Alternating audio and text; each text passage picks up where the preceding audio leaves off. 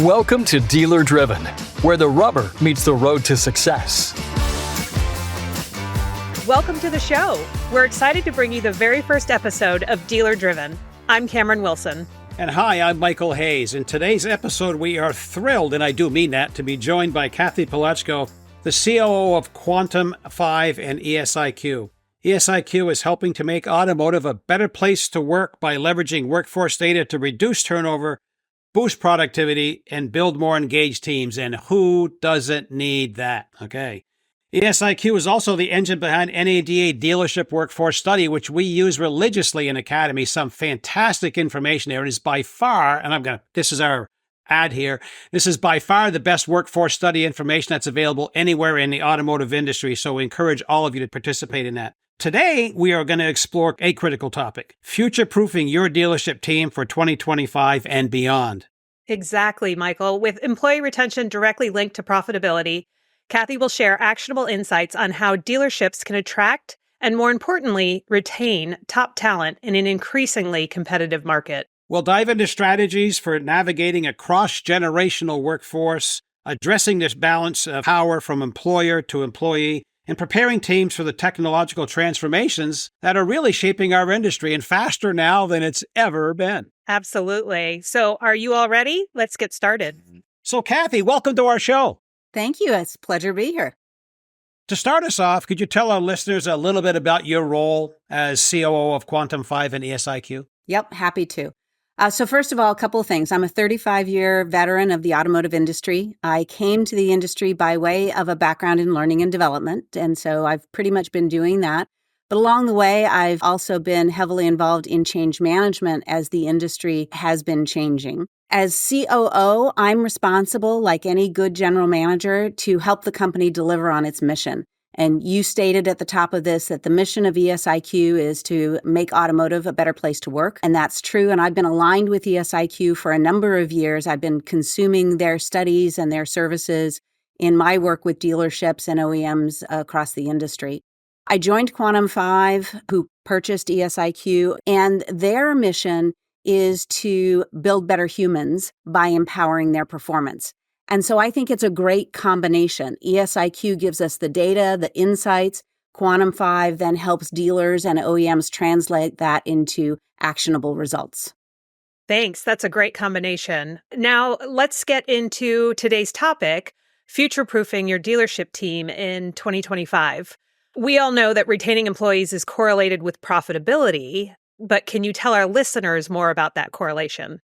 Absolutely. And I want to make it very simple at first before I get into some of the calculations. We all know that when we first start anything new, and especially a new job, we don't know how the organization works. We don't quite have all the knowledge and skills that we need. And so over time, we get better. We become more accustomed. And so it kind of makes sense that the longer I'm with an organization, the better I perform. Simple. We've been studying the connection between turnover, 1-year retention, and 3-year retention and profitability for a couple of decades now. And literally what we do is we take all of the employee data and all of the profitability data, and we compare the two. And what we have found is that those people that stick with the dealership and get to first 1-year retention, but then more importantly, 3-year retention, generate more gross profit. And we measure employee productivity as gross profit per employee per month. Very easy calculation that anyone can do. That's excellent. So you're basically saying that dealers should really be focusing on retention because of that calculation and that correlation. But why is it even more important that they focus on retention right now? Well, everyone knows that we're in a war for talent. The employee base is changing, skills are changing, knowledge is changing. We're seeing the younger generations come more into the workforce. They have different wants and needs, and it's really becoming an employee's marketplace. They have choices, and we want them to choose your dealerships to work with. And so now is the time to really double down on creating a great employee experience, a great employee value proposition, because that will help you get a larger share of that talent pool that's out there. You know, Cathy, that calculation you talked about earlier about correlating the profitability to 3-year retention is my favorite one to share with the class. It's always like, wow, And when we highlight that, it is, and thanks for doing that, because it really hits home on the things that we're talking about. So what we always talk about when retention seems to be when people who work for us have a why. They understand their purpose. So I guess the question would be, what are some of the effective ways that you have seen that dealers can help create this sense of purpose for belonging and being a part of the group and being a part of the team beyond just working for the pay? Yeah, well, I think what's really important to recognize is that people are today looking for more than just a paycheck. They want to feel like they belong to an organization that has purpose, that has mission, that is doing good things. They want to feel good about their contributions to the workplace and the workplace's contribution to society at large. And so it's a little bit altruistic, and more so as we move towards these younger generations. They want to understand that this is a place that will help me as an individual grow and develop, that my employer is as much invested as me as I am in their business. And so it's really about creating that workplace culture that has high empathy, that sees the individual for their unique talents and helps develop and nurture those talents so that individuals can achieve their full potential. So along those lines, have you had any like onboarding programs that you have seen especially well that kind of accentuate that early to get people understanding what that purpose is? Yes, and it begins with leadership. It begins with leaders being able to clearly communicate their why, their purpose, their culture, and being participatory in the process. You know, the old adage is management by walking around, right? We all learn that. Like the best way to learn your business is to walk around and meet and greet people. That's especially true today. Employees want to be seen. They want to be heard. They want to know that you know them. You know their wants, their needs, their goals in life, their family situation, and that you care about them as individuals. That's probably the most important thing, is demonstrating that caring. So, Cathy, would you say that that relates to all the potential generations that could potentially be in a dealership? For example, you mentioned the younger generations, but there are still pre-baby boomers, the silent generation, Gen X, all of that. It can be in a dealership right now, right? Yes, there are 5 generations that impact automotive dealerships today. One only needs to look at the Penske organization, for example, and understand that Roger Penske is of the greatest generation, and he still influences heavily his culture today. But the people that are working today in the dealerships are those 2 older generations and the 2 younger generations. And what's interesting when you look at the demographics is there's kind of a divide right now between the 2 older generations and the 2 younger, and it's about the age of 47. So if you are 47 and older, you have known life without technology. You learned how to handwrite. You learned how to calculate things in your head or paper pencil. If you're younger than that, you've never known life without technology. And the most recent generation, our youngest generation, has never known life without the internet. Instant on-demand access to information. And so there's this technical divide going on where it's almost a little bit of a culture clash in that the 2 younger generations really don't know what to do without technology. They embrace technology, and the 2 older generations, they're still, unfortunately, comfortable using a Sharpie and a piece of paper for a lot of their transactions, and that's not popular with consumers. The other cultural divide is that the 2 older generations paid their dues. They came into the dealership and they had to work hard. They had to work bell to bell. You know, they didn't get a lot of support. They were scrappy. They had to figure it out. That's not the 2 younger generations. The 2 younger generations have really been given a lot, access to information. They're used to getting things, and they want work-life balance. And so there's a bit of a clash there, because on the older side of 47 are more managers. On the younger side of 47 are more frontline associates. And when you have these culture clashes, you have a hard time relating to one another.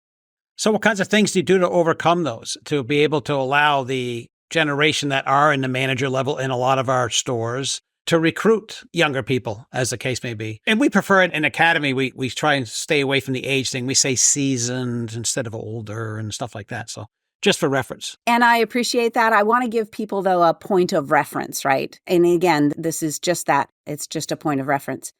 I would say, and I'll use an example. If you've watched television recently, you've probably seen ads for the military. And these most recent ads for the military, they feature a parent and an about-to-be adult having a conversation Great about, ads, by the way. right? So what are they doing with those ads? They're changing the perception of what it means to be in the military. They are showing all of the potential that comes with a military career.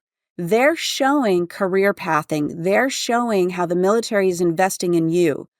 The automotive industry has the opportunity to do the exact same thing. There is thought out there that people don't want to work in dealerships. Well, people don't want to work in dealerships based on a stereotype, but based on reality. Dealerships afford any individual of any skill level, be they a high school graduate, someone with some college, university people, to come into an organization, bring their talents, start anywhere, go anywhere. I think we all know of people we've heard those stories. I started as a lot attendant and I worked my way up and today I'm a general manager or I'm a part owner. The only limitation to a career in automotive is what's inside of you. And we need to demonstrate that to this next generation of workers so they're as interested in us as we are in them.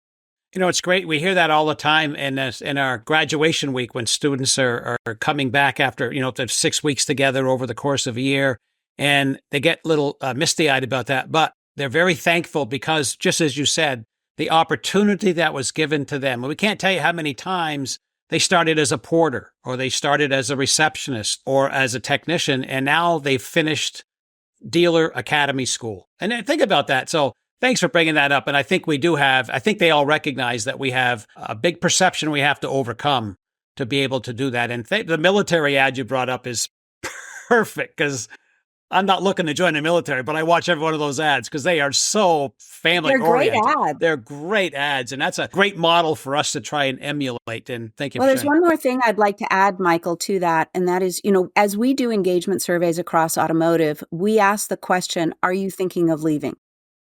And the number one reason that people give when they want to leave a dealership is lack of career development, lack of a growth path. And so as we think about what it's going to take to attract that next generation, we have to be, again, as I said, as invested in them and their career development as we want them to be in the development of our business goals. So, Cathy, that's one of the reasons. Thankfully, we have a very smart board of directors that we all report to here at NADA. And they started saying that they needed us to create additional education for people earlier in their careers so that people could see that there was more opportunity in this industry. And that's one of the things that Michael and I love about this industry and being here at NADA is that we've been able to create curriculum and classes for people earlier in their careers so that they can see that they do have a lifelong career in this business. Yeah, and there are just as many very positive things about coming to work in an auto dealership as there are some negative perceptions out there, to your point. And how we get those things out there are obviously hugely important. So thank you very much for that. One other thing along that same lines, and when we're thinking about this, I'm sorry I'm jumping ahead a second, Cameron, because it's a favorite of mine, I challenge our team to think about, okay, we're in December of this year. It's a great timing, or the end of the year or January. And you're forecasting for all kinds of things. You're forecasting for sales and gross and profit. How much time are you spending forecasting on my human capital needs this year and next year? So could you share some thoughts and ideas about, we broach this with them, we kind of give them some tools a little bit, but most of them haven't planned for this. So what kinds of things can you share with us to get people thinking about we keep saying people are our most important asset, but how much time do you plan on forecasting for their needs, your needs? So in all the years that I've been in learning and development, I have created a really simple statement that I think resonates with a lot of people. Human performance really comes down to three things. Do people know what to do? Do they know how to do it? And do they care to do it? So the what is all about communication. So as you're looking ahead, one of the key areas that you should be looking at is your processes, your onboarding, your coaching and feedback, to make sure that your employees really know what you expect of them, what they need to do, what they need to produce in order to be successful for themselves and for the dealership. So that's number one. It's all about communication. Number two, do they know how to do it, is all about education. And here's where we see a huge shift taking place. So I have a daughter that's a high school history teacher. I talk to her all the time about students that are coming through high school. She teaches seniors. Another one of my compatriots, he has a son at university, and he's talking to university professors.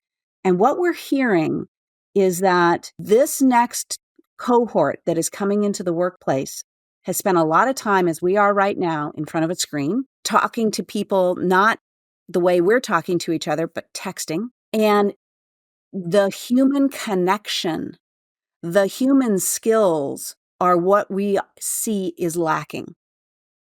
And so we think that education has to be a lot of the technical skills, but just as important are the human skills. Do I know how to communicate? Can I write a good email? What's the quality of my text messages if I'm texting with customers? Do I have the ability to problem solve? Where's my critical thinking? Those, what I call durable skills that transcend any job at any point in your career, that's where we're seeing the biggest gaps and weaknesses. Yes, the technical side, knowing your product, knowing how to diagnose a vehicle, how to repair a vehicle, how to speak to features and benefits, how to onboard a customer to a new car. Those are all important things. But if I can't communicate effectively with you, if I don't want to talk to you, those technical skills are lost. So in terms of education, as I'm looking ahead, I would say, what is the quality of the durable skills that my people have? And do I need to bring things into my onboarding and training process to address some of that as well? And where does my coaching and mentoring come into place? Am I doing coaching and mentoring? Because again, these younger generations, they want constant feedback. So do I have a process in place to give them that? The third area then is motivation. And we often think of motivation as money, but it really isn't. Money usually isn't the most important factor. Getting feedback, getting coaching, flexibility in the job, being able to take a little time off to go to the kids' soccer game or address a doctor's need for a family member, all those kinds of things. And work-life balance doesn't mean the employer gives everything and the employee gets everything. It means there is a balance. You have a business to run, you have requirements, you need people. As you said, people are the lifeblood of your business. There's an exchange there. So I don't want people to think of work-life balance as they just don't want to work and I'm going to have a bunch of lazy employees. That's not the case at all. This generation that's in the workplace today really wants to work, but they saw a lot of their parents and grandparents work a lot and not get to participate in family life. And they want that balance. They want both. They want to have it all. So it's communication. Do they know what to do? Education. Do they know how to do it? And motivation. Do they care to do it? Do you have the right feedback, reward, incentive systems, recognition in place to foster that caring? So that's all fantastic information for our members. But just wondering, as we look ahead at 2025 and even beyond, do you see anything else as a big disruptor to the automotive workforce? And if there is, how can dealerships prepare themselves? So I think the disruptor is the disruptor itself. So what we're looking ahead to is years of continued disruption in our business. On both the technology side, when you look at the advancing technology in terms of EVs and hybrids, so on the technological side, we're going to have disruption, but also on the retail experience side. You know, Elon Musk, love him or hate him, he's been a disruptor in our industry. He's challenged status quo in every aspect of our business. But it's also people like Brian Benstock, who was the first one to really embrace the idea of overnight service. There are people all across our industry that are saying, why does it have to be that way? Why can't it be different? And so for me, the disruption that is coming is continued disruption around technology, around transparency. And what I would say is if you're not on board with being a disruptor or at least being allowed to be disrupted and being open to doing things differently, then the biggest thing that stands in your way is your mindset. See, I still have this image from the conversation before about 8 teenage girls in my house all texting each other as they're sitting in the same room, talking about the difference in technology and different people using it and how maybe they're missing some of the skills that we need to be successful. Michael, there's an opportunity in that. There's an opportunity to embrace those technology natives, right?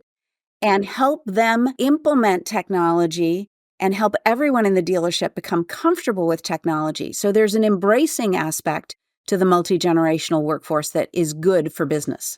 Sure, terrific. You know, Cathy, one of the things that we want to address as we go through this is the opportunity that dealerships have to increase female participation in various different positions throughout the store. And the workforce study clearly highlights that for us by breaking it down by individual areas. And sales is another one. I'll get an example when we always challenge our dealers about, hey, what percentage of your buyers are female? And everybody says 65%. Then how come we have 13% of our sales representatives are females? Then we look at areas of the store where they actually do have more success, maybe as service advisors, and see what do we take from that. But the question becomes, because of the opportunities, because numbers I read is that female participation in the workforce between 25 and 55 is increasing. Male participation in the workforce is actually decreasing a little bit. So the opportunities for getting new talent into our industry, which we're all looking for, is greater on the female side. So you have some thoughts and ideas to help our members out with understanding some ways that we need to be addressing to get more females interested with the, as you said earlier, the wonderful opportunities we have for all kinds of skills and talents throughout our dealership. I have two thoughts on this subject. One is around culture, and the other is around the value proposition that you present when you present a job opportunity. So I'll address culture first. If you want to have more women in your workplace, then you need to have a culture that welcomes and invites women to participate in the culture. Too often, I have seen, a dealership hires one woman or two women, and there's the huddle out front, that motivational circle, and it's not exactly conducive to the women on the staff. So it's looking at what's that accidental culture that you have. What are the norms around your dealership? And are they creating a welcoming environment for people of all types, of all backgrounds? And so that's the first thing to look at is, are there some norms that you need to adjust to create that welcoming environment? The second one is around making sure that they have a value proposition. And this goes to what really all employees are looking for today. And that is that flexibility. I've heard some folks grumble that, they don't want to work weekends or they don't want to work nights. Well, that's not true. You look at network marketing, you look at Mary Kay, you look at real estate, you look at any of it, and guess what? They're working nights and weekends. It's not that they don't want to work nights and weekends, but they do want to have balance in their lives. They do want to have the flexibility to take care of aspects of their personal life while still having a productive work life. And quite frankly, that applies to everyone, not just women. So I think those two things is, what are the cultural norms that are perhaps prohibiting women from being attracted? And the other then is, what's the value proposition that you're giving them? And one more thing that I'll speak to, and that is the best place to buy or service is also a great place to work. Your customers are observing your culture when they're in your dealership. And a lot of them are job seekers or would consider a job in automotive if you weren't reinforcing the stereotypes. So that's another thing to think about. Have you ever, and I don't have a direct, all my correlation is strictly word of mouth with students that we talk to, but I haven't noticed in this study if we've ever correlated female participation in a dealership with the amount of females in management at the dealership. That's a really good question. I know that as female participation overall in the workforce study is low, female participation at a leadership level is even lower. It is increasing. That's good news. But again, it's all demographics. We need greater diversity. Yeah, I think. I just noticed that when we have female dealers, they seem to have more females inside the store.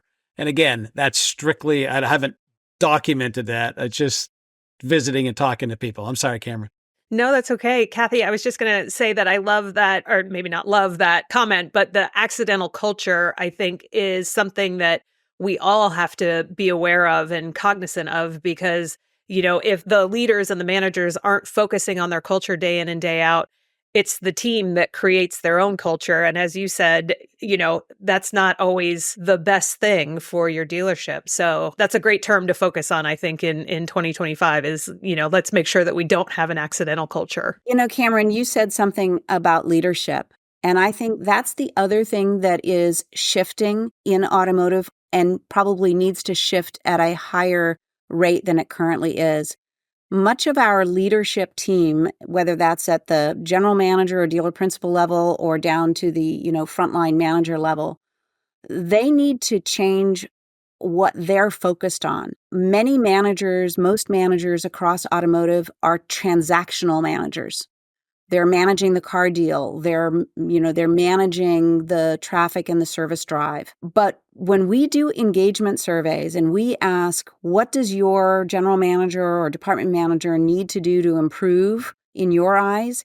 They say things like, engage and communicate effectively, develop and recognize employees, build a positive and supportive environment, streamline operations and hold people accountable, and enhance employee morale. There's nothing transactional about any of those things. And yet, we have managers who don't spend a lot of time developing their own leadership and management skills. So for me, the fact that I see more and more people coming through NADA Academy and the great things that you all do to help develop those leaders and managers, that's so important. We need more of that. Thank you. So what's one final piece of advice that you'd give dealership owners or managers who really want to future-proof their teams and ensure that their workforce is ready for all of the challenges and opportunities in this next year?